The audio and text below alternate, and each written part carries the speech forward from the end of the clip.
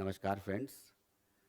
आज 24 मार्च की current affairs को हम लोग डिस्कस करेंगे मल्टीपल चॉइस क्वेश्चन के माध्यम से। वीडियो स्टार्ट करने से पहले मेरी आपसे गुजारिश है कि आप लोग जो हैं, जिन लोगों ने चैनल सब्सक्राइब नहीं किया है, चैनल सब्सक्राइब कर लें और साथ साथ में बेल आइकन दबा दें ताकि जो भी नया वीडियो अपलोड हो उसकी जानकारी आपको मिल जाए। इसके साथ साथ मेरा ये भी आपसे कहना है कि वीडियो को स्किप करके मत देखिएगा। वीडियो को यदि आप स्किप करते हैं तो निश्चित बात है कोई ना कोई मेजर करंट अफेयर्स आपसे जो है मिस हो सकती है, जो कि हो सकता है एग्ज़ाम पॉइंट ऑफ व्यू से बहुत इम्पोर्टेंट हो। तो स्टार्ट करते हैं। On which year were Bhagat Singh, Rajguru and Sukhdev executed? इनको जो है फांसी की सज़ा दी गई थी। 23 मार्च 1931 को इनको फांसी हुई थी और लाहौर षड्यंत्र केस के इल्ज़ाम में इनको गिरफ्तार किया गया था। और जब इन्होंने क्या हुआ था, इसका जो बैकग्राउंड ये है कि जब साइमन कमीशन 1928 में भारत आता है तो उसके प्रोटेस्ट में, उसके अगेंस्ट में ये प्रोटेस्ट करते हैं लाहौर में जा कर के लाला लाजपत राय। और उनको जो है ये सॉन्डर्स के लाठीचार्ज के का ऑर्डर होता है और उसके बाद जो है लाला लाजपत राय के सर पर लाठी लगने से उनकी वहाँ पर मृत्यु हो जाती है। तो उसको लाहौर षड्यंत्र केस को लेकर के इनको जो है गिरफ्तार किया जाता है और उसके बाद जो है फांसी की सज़ा सुनाई जाती है। और भगत सिंह, राजगुरु और सुखदेव को फांसी होती है 23 मार्च 1931 को। ठीक है, तो शहीद दिवस के रूप में मनाया जाता है ये martyrs day. Observed on 23rd March honors the martyrdom of Bhagat Singh, Rajguru and Sukhdev. These three great revolutionaries were executed by the British on 23rd March 1931. ठीक है, उसके बाद नेक्स्ट आते हैं। Which of the following product is not among the 5 Chinese goods on which India has imposed an anti-dumping duty?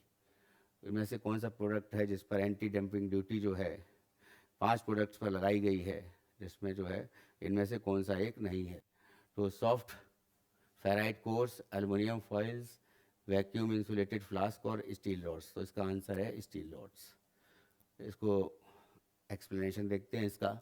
India has imposed anti dumping duty on 5 Chinese goods including vacuum flask, aluminium foil during the month of the far guard domestic players from cheap imports from the neighboring country। अब क्या है कि China से जो import होता है material या जो भी गुड्स इंपोर्ट होते हैं, तो उससे क्या होता है, वो सस्ते इंपोर्ट होते हैं, जिससे कि जो हमारे जो कह सकते हैं कि जो इंडिया में जिनका मैन्युफैक्चरिंग होती है जिन गुड्स की, उससे क्या होता है कि उनकी जो उन प्रोडक्ट्स को जो है सेल होने में जो है दिक्कत होती है और उसके जो कारण जो है क्वालिटी भले कम हो चाइना से इंपोर्ट होने वाले गुड्स की, लेकिन फिर भी जो है हमारे प्रोडक्ट के जो गुड्स हैं, हमारे प्रोडक्ट्स जो हैं वो चाइना से जो इंपोर्ट होने वाले गुड्स हैं उनसे उनको जो है ज़्यादा उनका प्राइस होता है, लेकिन वो जो है बिक नहीं पाते। तो इसको जो है यहीं पर रोकते हुए उन्होंने 5, जो भारत सरकार ने 5 ऐसे चाइनीज़ गुड्स हैं जिन पर जो है ये बैन लगाया है एंटी डंपिंग ड्यूटी, ठीक है ना, उसको लेकर के। तो इसमें जो है सॉफ्ट फेराइट कोर्स है, ठीक है, और इसमें these duties were imposed as these products किस पे? Soft ferrite cores, certain thickness of vacuum insulated flask हैं, एल्युमिनियम फॉइल है, ट्राइक्लोरो आइसो साइनुरिक एसिड है और पॉलीविनाइल क्लोराइड है, पीवीसी पेस्ट है, resin. Were exported to India from China at below normal price. Below normal price पर ये import होते थे और चाइना द्वारा एक्सपोर्ट किए जाते थे। तो ये मेजर गुड्स हैं और इसमें जो है अभी इसको लेकर के बैन लगा दिया गया है इंडिया के गवर्नमेंट के द्वारा। ठीक है, नेक्स्ट आते हैं। What is the theme of world meteorological day 2025? तो 23 मार्च को जो है विश्व मौसम दिवस मनाया जाता है। इस बार जो है 2025 की थीम क्या रही?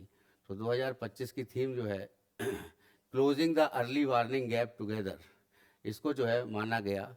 और इसमें ये जो है ये आंसर है इसका सी वाला। और अदर इम्पोर्टेंट पॉइंट भी उसे एक्सप्लेनेशन देख लेते हैं कि वर्ल्ड मेट्रोलॉजिकल डे 2025 जो है ये observe annually on 23 March. Established of the world meteorological organization जो है इन 1950 में इसका ये जो ऑर्गेनाइजेशन था WMO, इसको बनाया गया था, इसका जो है उद्घाटन किया गया था। और 1950 से ये काम कर रहा है। और WMO का जो हेडक्वार्टर है वो जेनेवा में है, जेनेवा, ठीक है। This day recognizes the vital contributions of meteorologists and underscores the importance of global collaboration in weather, climate and water management, ठीक है। It also highlights WMO effort in advancing weather forecasting and tackling climate change worldwide। तो ये जो है majorly क्या है कि इस डे को जो है विश्व मौसम दिवस के रूप में मनाया जाता है 23 मार्च को। और ये बेसिकली इम्पोर्टेंस क्यों रखता है कि इसमें जो है वेदर को लेकर के और क्लाइमेट को लेकर के, जलवायु और वाटर मैनेजमेंट जो है पानी के प्रबंधन को लेकर के, जल प्रबंधन को लेकर के डिसीजंस जो है WMO लेता रहा है। और जो है ये जो है वेदर फोरकास्टिंग करने में भी, और जो भी क्लाइमेट चेंज होते हैं जिनके कारण जो है हम लोग प्रभावित होते हैं, उनको भी ये बताता है, ठीक है। नेक्स्ट आते हैं, where is the Phoenix settlement established by Mahatma Gandhi in 1904 located. तो ये जो है फिनिक्स आश्रम जो बनाया था महात्मा गांधी जी ने। तो महात्मा गांधी जी जो है ये 1915 में साउथ अफ्रीका से वापस आए थे, और वहाँ पर साउथ अफ्रीका में इन्होंने जो है प्रोटेस्ट किया था, जो वहाँ पर जो शोषित वर्ग था उसके लिए। तो ये जो फिनिक्स आश्रम है ये इनांडा डरबन के पास है जगह, वहाँ पर ये बना था। तो एक्सटर्नल अफेयर्स मिनिस्टर को जो है एस जयशंकर को, तो आर्टिफैक्ट्स जो हैं, जो उनके द्वारा जो कलाकृतियाँ हैं महात्मा गांधी जी की और उनके जो डॉक्यूमेंट्स हैं महात्मा गांधी से संबंधित, उनको जो है Phoenix settlement trust Gandhi development के द्वारा, ट्रस्ट के द्वारा, साउथ अफ्रीका के द्वारा यहाँ पर भारत में उनको भेजा गया है और उनको रिसीव किया है एस जयशंकर साहब ने। Mahatma Gandhi established the Phoenix settlement his first ashram like community. तो ये कम्युनिटी जो थी, ये आश्रम था उनका, एक तरह से 1904 में उन्होंने इनांडा डरबर में स्थापित किया था, साउथ अफ्रीका में। महात्मा गांधी जो थे उन्होंने साउथ अफ्रीका में 1893 से लेकर 1914 के बीच में रहे थे, और उसके बाद जो है 1915 में वो आ गए थे यहाँ पर, भारत वापस आ गए थे। उसके बाद जो है चंपारण सत्याग्रह जो है उनका पहला सत्याग्रह था। और पूछा जाता है एग्ज़ाम में कि पहली बार जो है उन्होंने अनशन कब किया था। और उसके बाद जो है एक तरह से जो अहमदाबाद मिल को लेकर के जो हड़ताल थी जो करी गई थी, जो लेबर को उनके हक दिलाने के लिए, मज़दूरों को, उसके लिए उन्होंने जो है सबसे जो है पहली बार जो है ये अनशन किया था, ठीक है। सत्याग्रह पहली बार जो है वो चंपारण में किया था, ठीक है। तो नेक्स्ट आते हैं, Kirsty Coventry became the first women and African president of which organization. तो क्रिस्टी कोवेंट्री जो है ये पहली वुमेन है जो कि अफ्रीकन है। मेनली ये जो है कि रहने वाली जो हैं वो कोस्टा नावारिनो के पास जो है जगह है। तो अरे यार गलत हो गया, हाँ इसको अभी ऐसे ही बताएंगे हम, है ना। तो इनको जो है पहला वुमेन एंड अफ्रीकन प्रेसिडेंट बनाया गया है। ये किस ऑर्गेनाइजेशन का बनाया गया है? तो इनको जो है इंटरनेशनल ओलंपिक कमेटी का चेयरमैन जो है बनाया गया है या प्रेसिडेंट बनाया गया है। ठीक है, तो क्रिस्टी कोवेंट्री जो हैं top of the podium in Athens में जो पोडियम हुआ था 20 अगस्त 2004 को, तब इन्होंने जो है हिस्ट्री क्रिएट की थी। तो creating history both for herself and Zimbabwe, तो इनका जो कंट्री है जहाँ पे ये रहती हैं वो जिम्बाब्वे है, और as the first ever Olympic champion from her country. तो उनकी जो जिम्बाब्वे जो देश की पहली जो कह सकते हैं कि उनके द्वारा जो है पहली बार जो है उनको ओलंपिक का चैम्पियन वो बनी थी। और 20 मार्च 2025 में फिर से जो है उनको जो है ग्रीक लैंड है 275 किलोमीटर कोस्टा नवारिनो, ये वहाँ पर 275 किलोमीटर दूर है वहाँ से, कोस्टा नवारिनो से। और ये जो है वहाँ पर फॉर्मर इंटरनेशनल स्विमर रही हैं जो won a contest to become the first women, ये पहली वुमेन बनी हैं जो इस कॉन्टेस्ट को जीत करके अफ्रीकन प्रेसिडेंट बनी है इंटरनेशनल ओलंपिक कमेटी की। तो इंटरनेशनल ओलंपिक कमेटी की फर्स्ट जो प्रेसिडेंट हैं अफ्रीकन कंट्रीज़ की, तो अफ्रीकन महाद्वीप की जो पहली प्रेसिडेंट बनी है वो जो है ये क्रिस्टी कोवेंट्री बनी है। और ओलंपिक कमेटी जो है इन इट्स 130 ओल्ड की इनकी हिस्ट्री रही है ओलंपिक कमेटी की, तो उसमें जो है 130 साल में अभी तक जो है कोई भी अफ्रीकन कंट्रीज़ के जो मेंबर जो खिलाड़ी हैं वो अभी तक इसकी इंटरनेशनल ओलंपिक कमेटी की अध्यक्ष या कह सकते हैं प्रेसिडेंट नहीं बनी थी। तो ये जो है इन्होंने क्रिस्टी कोवेंट्री हैं, ये प्रेसिडेंट बनी हैं पहली अफ्रीकन कंट्रीज़ की। ठीक है, नेक्स्ट आते हैं which Indian city is set to be launch in countries first PPP model green waste processing plant. तो पीपीपी मॉडल जो है इसे कहने का मतलब है पब्लिक प्राइवेट पार्टनरशिप को लेकर के ग्रीन वेस्ट प्रोसेसिंग प्लांट जो है वो लगाया गया है। तो ये किस सिटी में लगाया गया है? तो जैसा कि हम लोग को पता है लगातार 7 बार इंदौर जो है वो सबसे स्वच्छ सिटी बोला गया है, सबसे स्वच्छ शहर जो है अभी तक जो भी एयर पोल्यूशन को लेकर के जो भी सर्वे किए गए हैं उसमें सबसे क्लीनेस्ट सिटी जो है वो इंदौर को बोला गया है। लगातार 7 साल से ये क्लीनेस्ट सिटी रहा है और इसी सिटी में पीपी मॉडल का ग्रीन वेस्ट प्रोसेसिंग प्लांट जो है वो लगाया जा रहा है। ठीक है, तो Indore is set to launch India's first PPP model green waste processing plant under the Swachh Bharat mission के तहत। ठीक है, the plant will convert wood and branches into eco friendly wooden pallets. तो जो लकड़ी है उसकी लकड़ियाँ जो मिलती हैं हमको और जो पेड़ पौधों से, और उनको जो है ये इको फ्रेंडली वुडन पैलेट्स बनाने में और उसके साथ साथ जो है replacing coal and promoting sustainable energy solutions. तो इसमें ये क्या है, ये जो पैलेट्स बनेंगे वुडन पैलेट्स, ये क्या करेंगे जो कोल यूज्ड होता है हम लोग का, तो कोल का रिप्लेसमेंट के रूप में ये यूज़ होंगे।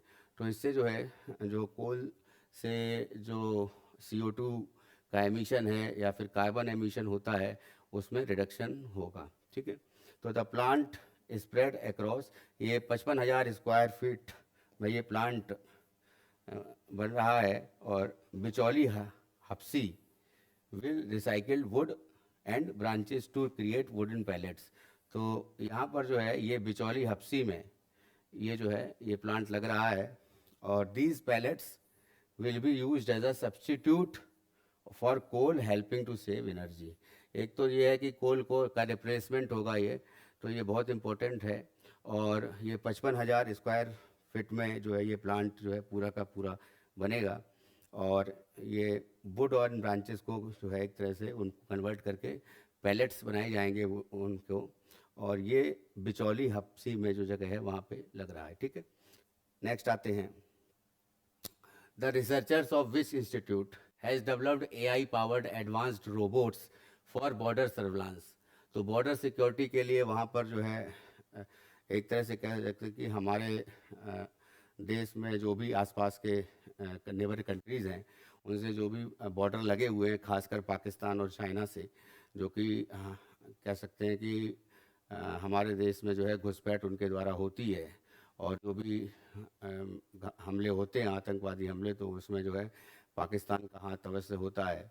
तो जो एक रिसर्चर्स हैं, जो आईआईटी गुवाहाटी के रिसर्चर्स हैं, उनके द्वारा एक एआई पावर टूल जो है वो रोबोट को डेवलप किया गया है, जो कि बॉर्डर पर जो है ये निगरानी रखेगा, तो उसके साथ साथ मॉनिटरिंग करेगा, रियल टाइम मॉनिटरिंग करेगा, ताकि जो है उसी टाइम में उसके द्वारा जो है ये मॉनिटर किया जाएगा कि कोई घुसपैठ ना हो उसको लेकर के। ठीक है, तो इसको सेना को मदद मिलेगी इससे। तो आईआईटी गुवाहाटी के द्वारा ये टूल जो है ये बनाया गया है, रोबोट बनाया गया है।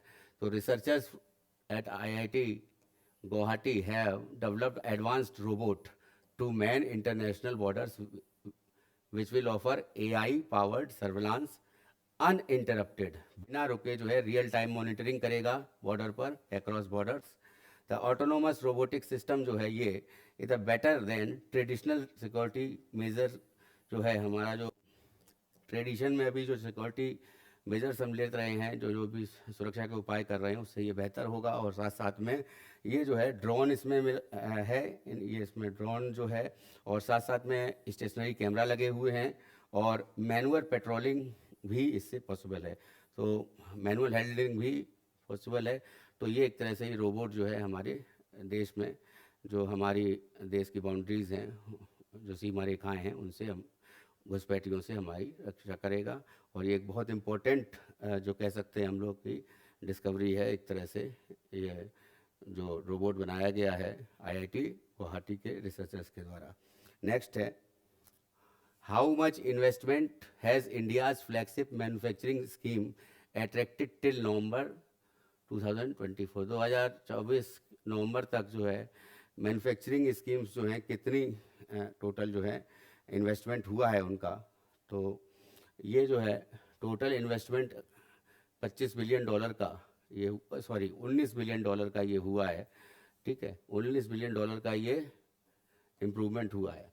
तो इंडिया फ्लैगशिप मैन्युफैक्चरिंग स्कीम जितने भी हैं, विनिर्माण क्षेत्र की जो स्कीम है, और उसमें जो है ये विनिर्माण क्षेत्र हम लोग जानते हैं कि सेकेंडरी सेक्टर में आता है, और has manage to draw investments worth nearly $19 billion till November last year, the trade ministry said in the statement. ठीक है, तो ट्रेड मिनिस्ट्री ने कहा है कि प्राइवेट फर्म्स जो हैं have the manufactured goods worth nearly 163 billion dollar की जो गुड्स हैं वो प्राइवेट मैन्युफैक्चरिंग कंपनीज हैं, फर्म्स हैं, उनके द्वारा ये जो है डाटा दिया गया है ट्रेड मिनिस्ट्री के द्वारा कि इतना जो है मैन्युफैक्चरिंग गुड्स जो है वो बनाया जा रहा है। और मैन्युफैक्चरिंग गुड्स के बाद में ये under the scheme this accounts 90% जो है ये जो फिसाल ईयर हमारा जो 2024-25 है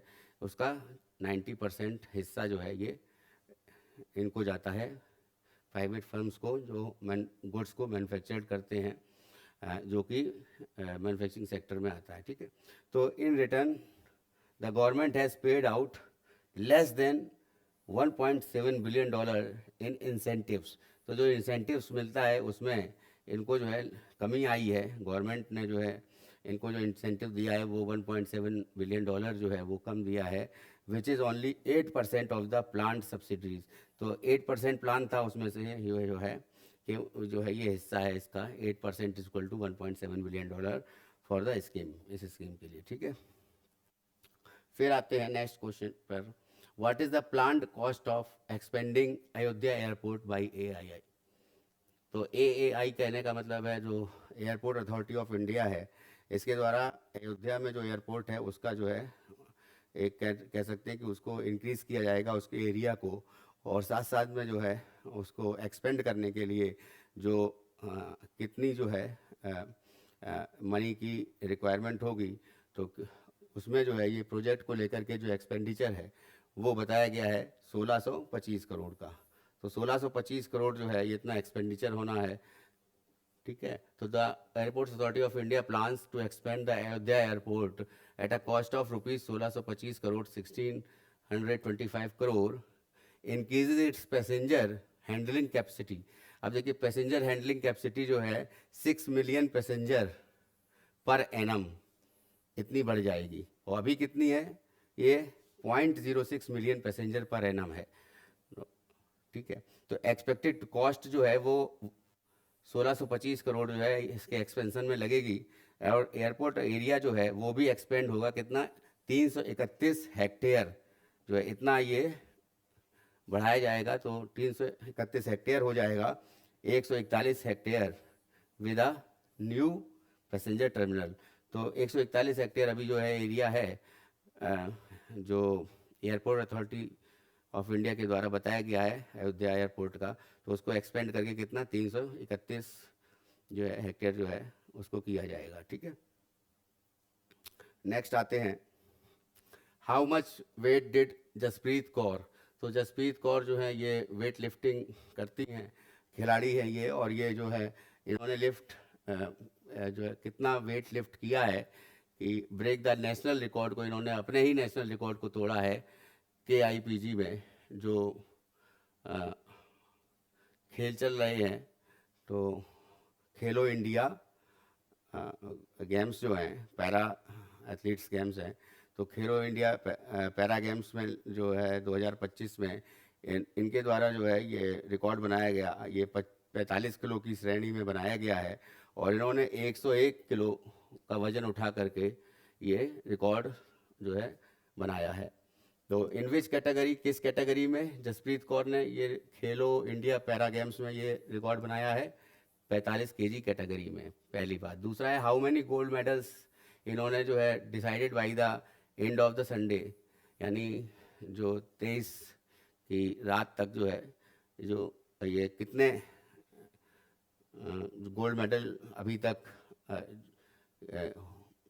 जो है जीते गए हैं, वो 132 हैं, और इसमें जो है जो टीम जो है फर्स्ट पोजीशन पे है, तो फर्स्ट पोजीशन पे 2 स्टेट्स की टीम है जिन्होंने 24 गोल्ड मेडल जीते हैं, वो हैं तमिलनाडु और हरियाणा। ठीक है, फिर बात आती है कि सेकंड पोजीशन पे कौन है, तो सेकंड पोजीशन पे 17 मेडल जीत कर जो है राजस्थान सेकंड पोजीशन पे है, और 16 गोल्ड मेडल जीत करके उत्तर प्रदेश तीसरे नंबर पे है, थर्ड रैंक पर है।